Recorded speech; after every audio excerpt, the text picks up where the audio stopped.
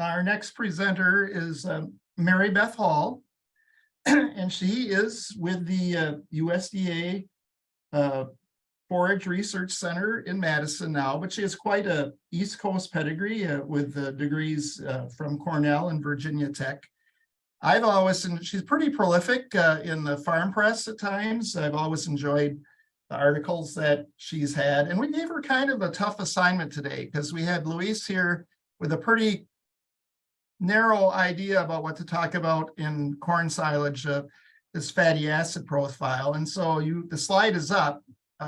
Mary Beth is going to talk to us about milk components and starch and silage and grain. And I think she's leaving it more open-ended for us. I guess I'm just looking more at her bio here. She's done a lot of work on non-fiber carbohydrates and their chemical analysis and diet formulation. And so it's really a pleasure to bring Mary Beth here to you today. And with that, Mary Beth, would you take over? All right, milk components and starch and looking at silage and grain and more. So I tell you what, let's begin. There we go. Just for the record, there are things we don't know. And I look at this laneway that's mud as an example of this, and I did not know how deep my boots were going to go in. As Louise had mentioned, there are things we know, even about the fatty acids, but based on the questions you raised, there's a lot of things we haven't yet investigated, and that pretty much applies to all of our fields. There are things that we have ideas about, though, as we do further investigations, and that is what I'm going to talk to you about today. Various bits and pieces of information that I think we can pull together to make our best estimates of how things will turn out. But always, you need to keep your eye on the cows, on the farm, what's going on overall, to see which of these things actually have their place in any modifications you would make to diets or management. Okay. I mean, again, alluding to some of the things Louise has already touched on. Proper processing of your corn silage, proper kernel processing is going to be essential to having good starch digestibility. Now, as the one slide that he just discussed went over, will the starch digestibility in silage ever, as measured in vitro, ever get to 100%? Not necessarily. I mean, how dry the corn grain is in the ears is going to affect how it's going to ferment in vitro, well, in the silo, and that's also going to affect its digestibility. And I have here a slide from back before we had kernel processors, and these kernels weren't nicked. If these kernels come through the cow, rest assured they didn't ferment in the rumen, didn't get digested in the small intestine. The best thing they did was make manure. We don't want that. When we look at the grind for dry corn, because this talk is also about potential complements to corn silage, how finely ground the material is also matters. If you take a look at, I'm having a little trouble with this screen. Hang on. There we go. If you take a look at, okay, the other thing I'm going to do, and forgive me, is I'm going to take this off of video so I can flip my camera down and just take a look at this other screen that has what's actually important for the talk. Okay. If you take a look at when you grind corn, the finer portions that showed up on sieves are probably what's going to get well digested for starch. The starch has been made open and available, and the protein matrix around it has been disturbed. What you're going to see in manure, more than likely, are these coarser particles which has a lot more protein matrix surrounding them, or the pericarp that'll let it just slide out of the rumen undigested. You got to look at the fineness of grind for dry corn, and the finer ground, the more digestible. Okay, starch as has been shown in the previous talk, I just raised the point that starch digestibility improves the longer the grain is ensiled, and leave it at that. Okay, but rumen digestibility of starch and other feeds that might complement it affects milk fat how?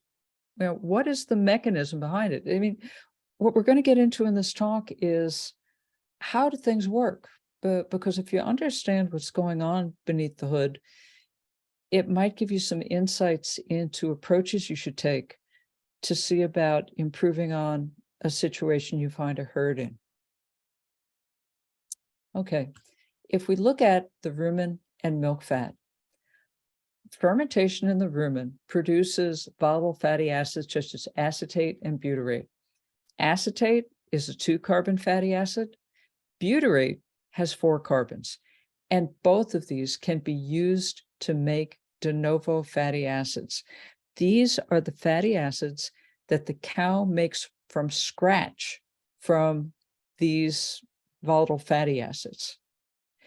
Butyrate can be used to start the chain. This 4-carbon can be the opening volley on producing a longer chain fatty acid. And then acetate adds on in 2-carbon increments. And that's your de novo fatty acids are going to be your 4-carbon up through your 16-carbon fatty acids. And this picture here is of a triglyceride. This is what we find in milk. This is what we find in the cow's adipose tissue, her fat stores. You have glycerol here and these longer chain fatty acids that could be made from acetate and butyrate are attached to the glycerol. Now, the amount of acetate and butyrate that are available to make any fatty acids is going to depend on the digestibility of carbohydrates and their fermentation in the rumen. Now, de novo fatty acid synthesis is important for the total butterfat production. You get less de novo fatty acid synthesis, you're probably going to get less butterfat. What happens if starch from your silage, from your grains, has low digestibility in the rumen? Okay, so again, think back to that last slide that Luis went over. The long and the short of it, and then I'll tell you a story, is that the cow may need more groceries to do her job. I was talking with a ruminant nutritionist who was working in the field on a farm with a colleague, and there was a problem. The herd was dealing with low butterfat. The person in the field, the nutritionist in the field, swore it had to be ruminal acidosis because that's one of the things we've associated with low butterfat. But the more corn grain he took out of the diet, the butterfat kept dropping. And now that goes against the whole notion that it was ruminal acidosis, all right? So the word I heard back from the one nutritionist is that they decided to add in some more finely ground corn grain. When they started carefully doing this, the butterfat went up. That is what I'm talking about for groceries. What they were actually dealing with was the silage was pretty dry. The digestibility of the corn grain in that silage was pretty low. And so they actually needed to add more starch into the diet to get enough rumen fermentable starch so that they would have the acetate, the butyrate to be able to make the fatty acids. Sometimes cows need more groceries. You need to look at the entire situation and decide how you're going to do that. So, starch fermented in the rumen provides acetate. It makes acetate, propionate, and butyrate. Now, sugars or water-soluble carbohydrates do too. They make the same 3 fermentation acids, but they make a higher proportion of butyrate. Now, the question is, why on earth might this matter as we're, and again, probably didn't tell you up front, the component I'm going to focus on in this talk is butterfat, but why could starch versus feeding water-soluble carbohydrates or sugars end up mattering for trying to get more butterfat? Here is some work that Glenn Broderick did some years ago. And the way these graphs look is this bottom axis shows an increase in the amount of sucrose, table sugar, that he added as a percent of diet dry matter, 0 to 2.5 to 5 to 7.5% of the diet. And the reverse of that is down this end is 7.5% cornstarch, 5% cornstarch, 2.5% cornstarch, 0% added cornstarch. What Glenn was trying to do was get a handle on how does this sugar, table sugar, sucrose, end up versus adding straight cornstarch, how did it affect dry matter intake, milk, fat, and protein yields? Okay, and forgive me for having these in kilograms. If we take, I'll translate them to pounds. If we're looking at the kilos of milk, what we are looking at, let's just see, is anywhere from about, oops, where'd my pointer go? Okay. What we're looking at is going from about 85 pounds of milk to 89 to 86 pounds of milk. Dry matter intake, as you increase the sugar in the diet, went from about 54 pounds of dry matter intake all the way up to 57. Intake, in this study, intake increased as he fed more sugar. Now, milk protein didn't change much at all. It stayed pretty flat, straight across, anywhere from 2.7 to 2.8 pounds of protein. But look at what happened to the fat as more sugar went into the picture. It went from about 3.5 pounds up to, well, 3.2 pounds up to 3.6 pounds of fat. That's not bad. Now, mind you, when you divide any of these by dry matter intake, the protein efficiency declined. The fat and protein corrected milk divided by dry matter intake didn't change because you got a lot of energy in that fat. The rooming pH was not affected by the amount of starch or the amount of sugar that was put into the diet. Okay. Something that we've known for a while is that as you add sugars, you have potential for increasing the fat in the fat that's produced in the milk. Okay. Before I get to that, one of the things that shows up, and this really relates to what Louise talked about. I mean, you've got butyrate that is more of it's produced when you add more sugar to the diet. And that can be an important part energetically in increasing the amount of butterfat, and I'll show you that in a moment. But the other part is that there's been work done showing that the microbes that utilize sugars, sucrose, glucose, and so forth, actually do biohydrogenation in the rumen. So if you've got some of that linoleic acid, an increased amount being brought into the diet with corn silage, and it can be partially biohydrogenated to a product that can suppress milk fat production, it's possible that one of the ways we're seeing more fat being produced by these cows that get sugar is that the microbes that use the sugars are biohydrogenating the other fats in the diet, the unsaturated fats, and preventing them from being, as their final product, the component that would depress milk fat. Okay.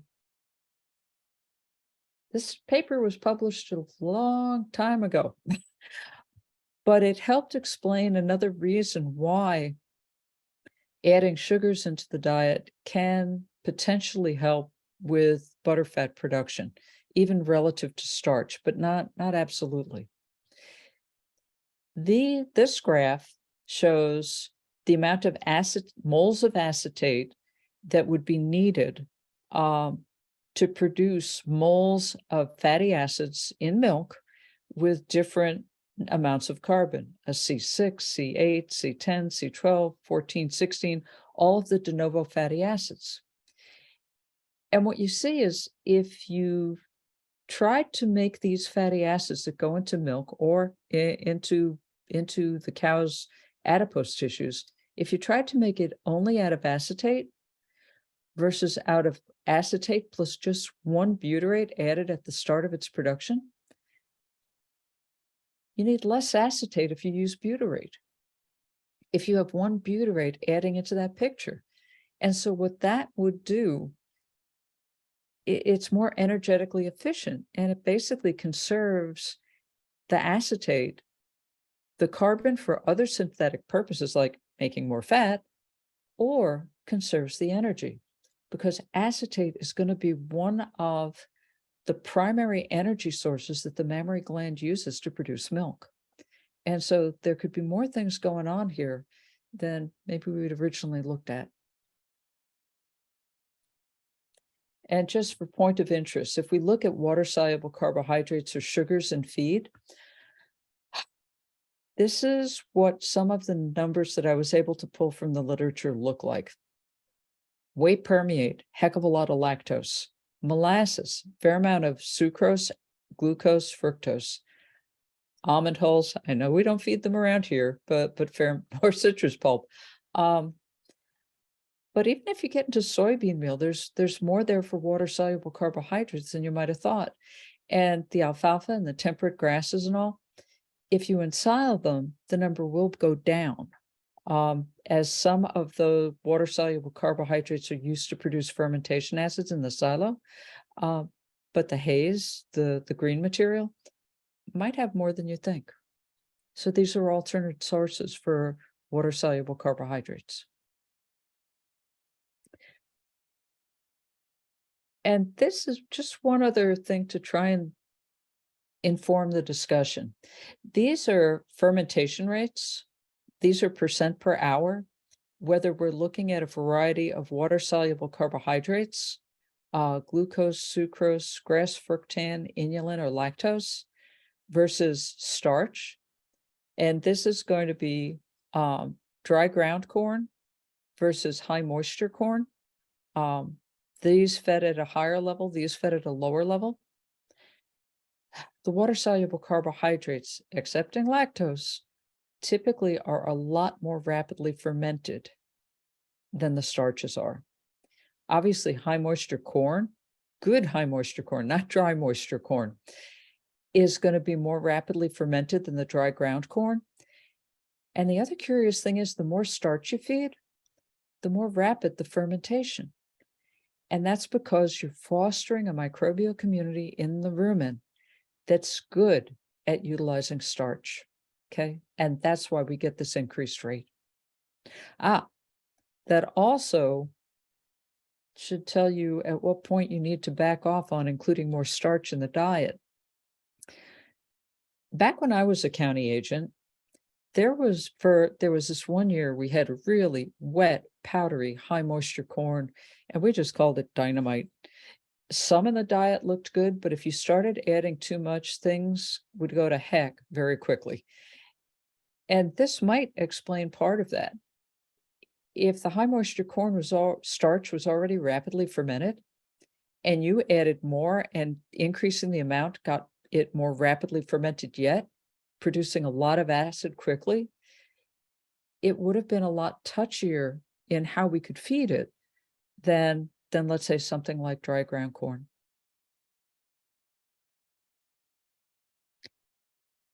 Now here's a study that we published last year, and we were comparing head-to-head dry ground corn versus adding molasses. Okay, 0, 5 1/4, 10.5% of diet dry matter as molasses. This was a study that was supported by Westway Feeds. These cows were making around 100 pounds of milk, okay? They were eating a lot. Yes, these are in pounds, okay? All of these numbers are in pounds. What we didn't expect in this study was to see milk decline, intake decline as we fed more molasses. That feeding more sugars isn't what Glenn Broderick had seen in his study. And it's rare in studies with sugars that you see this. What was interesting, and we'll get to that in a moment because it matters both for your starch feeding and for sugar feeding if you're trying to figure out how to complement your corn silage. We saw lactose and we saw milk protein go down with milk, but fat stayed about the same. And these light green bars, if it's light green, that was a diet with more degradable protein in it. A dark brown bar, we fed more rumen undegradable protein with it. What we are guessing happened in this study, as you get to feeding more sugars and they're more rapidly fermented and they're putting out acetate, propionate, and butyrate.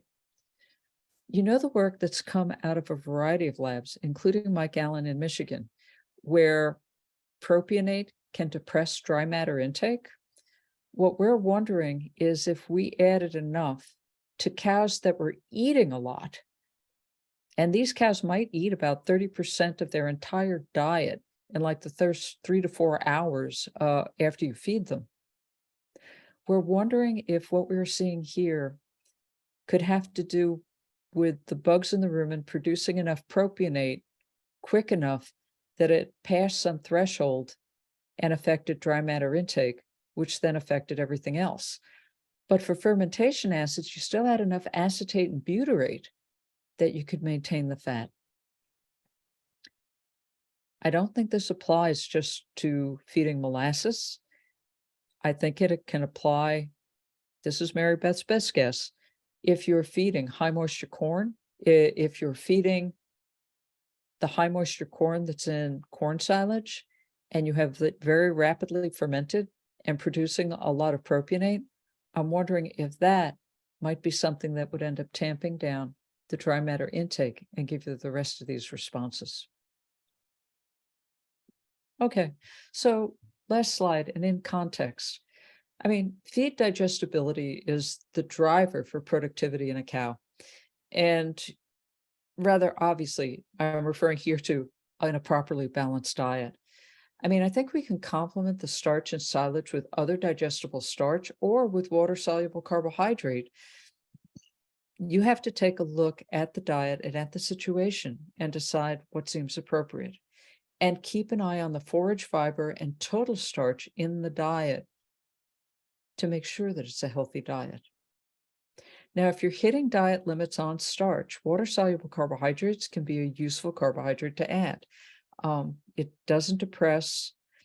In the work that we've seen to date, it would be rare that the water-soluble carbohydrates are going to depress ruminal pH. They seem to react differently than starch. They are not just fast starch. And make sure you take care of the degradable protein so you can keep the rumen microbes at the top of their game in utilizing any of the carbohydrates that you add. And so with that, I thank you very much, and I would welcome any questions. Thank you, Mary Beth. It looks like there's some coming in right as you asked for them. So we have, what was the high RDP levels in those diets? 10.5? I believe we were above 10.5. And of course you have to ask me this. I'm going to have to write it back in and go back to the paper to see it's precisely. What we did in those diets were we had actually, okay, no, I'll leave that out. What we did is we either used all soybean meal for our source of supplemental protein. We had like 35% BMR, 20% alfalfa silage. That was the high, that would be giving us the high degradable protein. When we went for the greater undegradable protein, we substituted an extruded soy plus, so we could keep the amino acid profile the same. but end up reducing the ruminal degradability. The thing that we found there too was that when we used the 2001 NRC model and also NDS with CNCPS 6.55 as the model, when we use metabolizable protein as our predictor of what energy corrected milk the cows would make, we found that both models underestimated how well the cows would do from feeding more degradable protein. So I tell you what, I'm not sure that our models have that quite properly set yet. And I should be embarrassed, but I hadn't put the diets through the through the latest NASEM model to see how they fare, but that's coming next.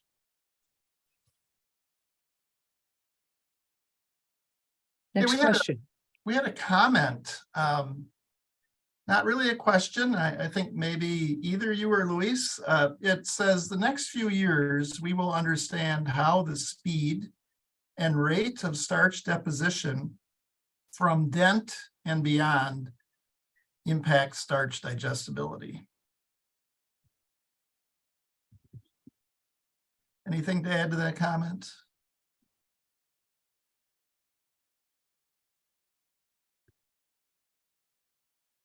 I have great faith.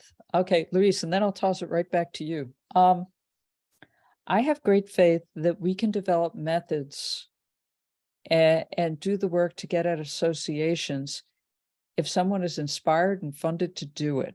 Okay, at USDA, you are already paying for our work, and we are attempting to answer questions that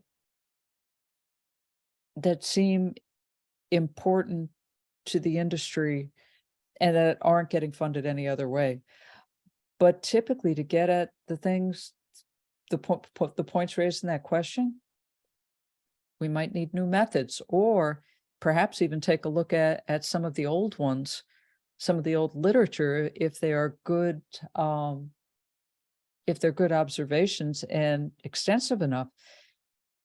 And perhaps we can do that. Luis, I would appreciate you speaking up on that.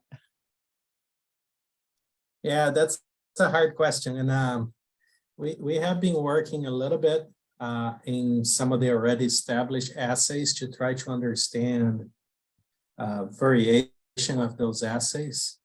And, you know, I think when we talk about speed and rate of starch digestion, we always think about evaluating some of those potential earlier time points to what we are, you know, used to for in vitros or in situs. And what our initial data suggest is that there is way more variation if we use 0, 3, or 4 hours. So very likely you would need way more samples to have an adequate number to use for that, right? I don't know if this is true for potentially new assays, but I would start there. You know, for now, I don't know how to solve those issues, but there is a lot there to be learned for sure.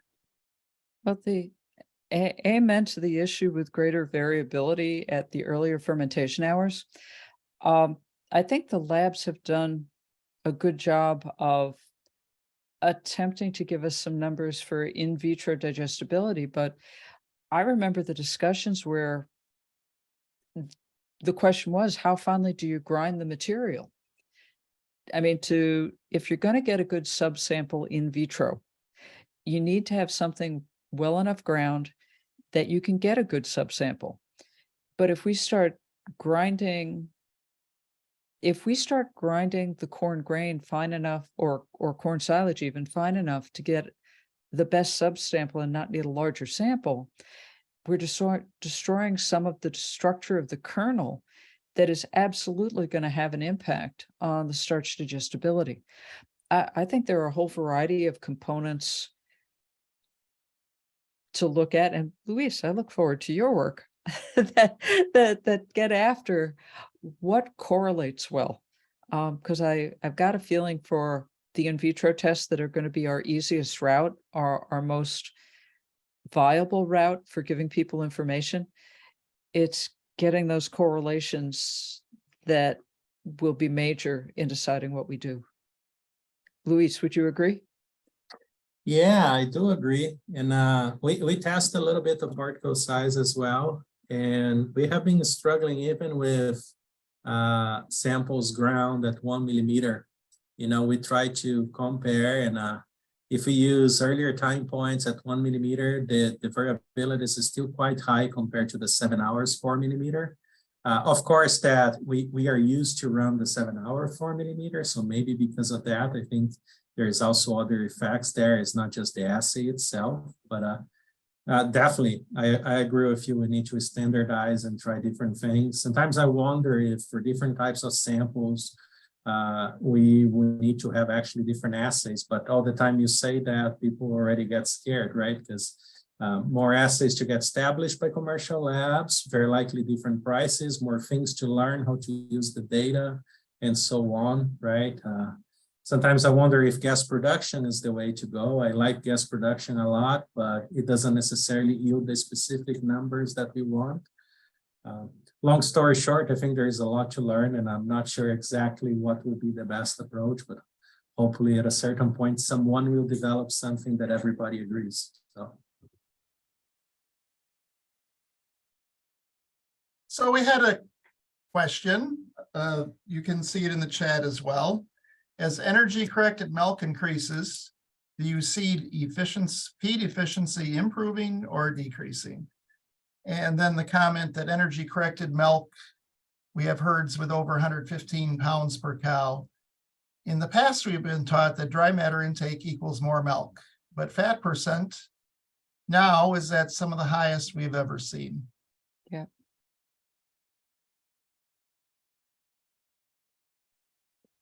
I mean, it's some of the work for energy corrected milk. You know, for example, the study that Glenn Broderick did, as fat increased, even as dry matter intake increased, there was no difference in fat and protein corrected milk across all treatments. And I believe we saw the same thing in the molasses and corn grain study, as considering that fat is going to have the largest amount of energy, even with the declines in protein and milk protein and lactose. If I'm remembering correctly, I don't think the efficiency changed. But again, some of what we've got to look at, what the market wants. Okay, we most certainly want to look at energy from the standpoint of making sure more of it makes milk and less goes to manure. I mean, for all of the things that we have for environmental concerns, we also need to take a step back and look at what components is the market going to pay us for, and what do we want to capitalize on there? Yes? Well, we have another UW person who has been talking about nationally milk fat test is just, you know, we thought that was kind of a fixed thing for decades, and now it's up like 3/10. Yeah. So apparently, hopefully producers are responding based on pay signals that are related to what the consumer wants. But certainly something pretty dynamic is happening there with butterfat percent. And Luis, I've heard you talk about this next one. You've just gave a talk that I was at. So the question is thoughts on BMR versus Enogen versus white cob versus leafy hybrid for milk production. So either of you can do it, but I know I've just heard Luis talk about some of those topics. Sure, I can start that, and then Mary Beth, please feel free to complement anything related to that. I think we study a lot BMR. We presented some of the data associated with that, right? But I only presented the nutritionist view of that. There are also a lot of agronomic perspectives that should be considered, right? So long story short, BMR has very high potential to increase intake and from there milk production, not necessarily feed efficiency. A lot of the studies don't show the benefit, okay? However, when you plant BMR corn, you should expect a yield drag of about 10 to 15% sometimes, which means that very likely you have to produce way more, right? You produce less per area, cows eat more, right? So it's not a simple calculation there.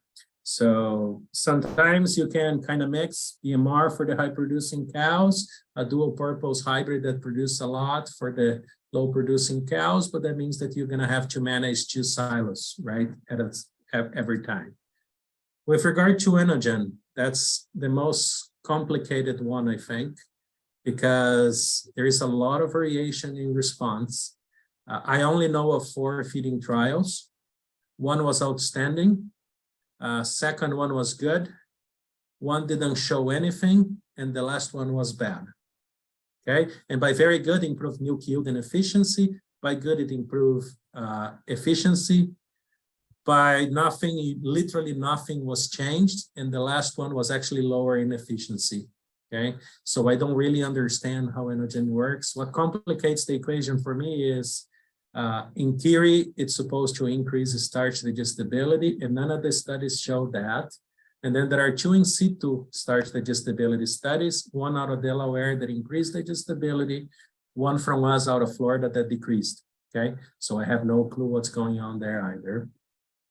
With regard to leafy hybrids, I like leafy hybrids, okay, but I think that you have to understand a case-by-case basis. In our meta-analysis, leafy hybrids were not better than conventional hybrids, okay? So I think you have to evaluate carefully. And about white cob hybrids, I don't have any information about those. I know what they are, but I didn't see any data set.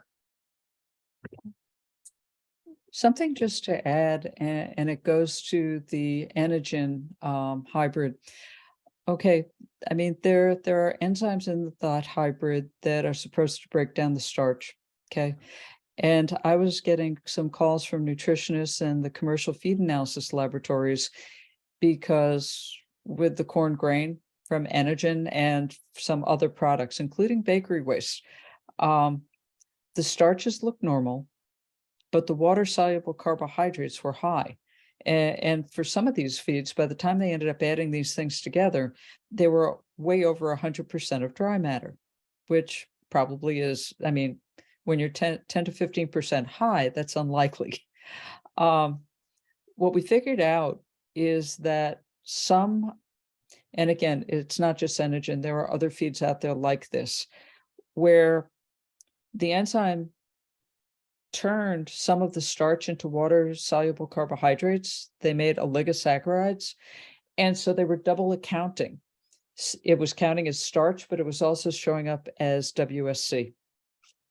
And so we worked out a method where people could measure how much starch was in the WSC and take that out of the starch, because there's very few studies in the literature on it, but what's there made it look like if you take, they call it dextrins, it's going to be the short chains of starch, that the dextrins ended up affecting milk production, fermentations, the same way that we would expect water-soluble carbohydrates to. That's the best information we've got for now, but it was pretty darn limited. So, you know, what I would wonder with the varying responses to some of these feeds, and actually it even goes back to the previous question, do we have the right tools to measure what might make them different or not, so that we can put them in context? You know, the water-soluble starch might be something to apply to the Enogen and perhaps some other feeds to get an understanding of what we're dealing with. But far be it for me to say that that's the only thing we'd be dealing with it. So we had a comment that maybe part of the Enogen complication is, the comment is that the amylase expression maximizes that black layer. So if that's true and you're making it as silage, obviously you're doing half milk or whatever. So maybe all the cases aren't comparing apples to apples. Luis, you were talking about the 4 trials. Could you identify any reasons why one turned out excellent and one turned out bad? I think what I saw, they were all like normal silage moisture range at least, so. One of the studies actually had corn silage and corn grain, and the silage worked, the grain did not. So I don't know exactly if this potential effect would work. There's also a question about temperature, but there is one study that showed temperature, but there's nothing following up. And if you think about it, we in SIO in Florida, where temperature is way beyond the temperature that would be required to reach the amylase effect. So I think there is more to that than some of those simple facts, maybe a combination of all of those and a couple other things, plus the comment that Mary Beth made about water soluble is very likely one of the reasons why we have weird results for that. Maybe the diet formulation is not accounting for some of those and then confuses us as well. Yeah, I think we need way more research to understand exactly how it works. I don't think it's a bad hybrid. I like the concept, right? I just think we need to understand more because let's not discuss in vitro or in situ for a moment, right? None of the feeding trials show greater total tract starch digestibility. One of those was actually slightly lower. None of those show greater ruminal starch digestibility. And I think 2 of those measure ruminal, or 1 of those measure ruminal. So we are not seeing the cow either, which theoretically would tell us the truth, right? And yes, I do understand that there is passage rate and a lot of other things accounting for that. But yeah, again, great concept, but a lot to learn. I honestly hope it works because I like working with different options when formulating diets, but. Just when you were saying Florida and amylase trial, we had this comment, how temperature dependent is the activity of amylase? So do you think you addressed that already, that you've Well, Liming Kang had a study where he actually compared 2 different temperatures. Now I don't remember if it was stored at different temperatures or if he processed at different temperatures later. But the silage that had the high temperature actually had greater starch digestibility. So the enzyme seems to work at higher temperature. The initial corn grain trials also show that, but I don't know. But in our case, when we harvest corn silage, and we actually had herbage as well for that study, the temperature was, pretty close to 100 degrees Fahrenheit, maybe more some of those days. So I think it's unlikely it was not activated for our trial. Is there so much amylase in that product that it's affecting in the room and other starch sources other than the starch in the silage or grain itself? For either of you, I guess. I don't know.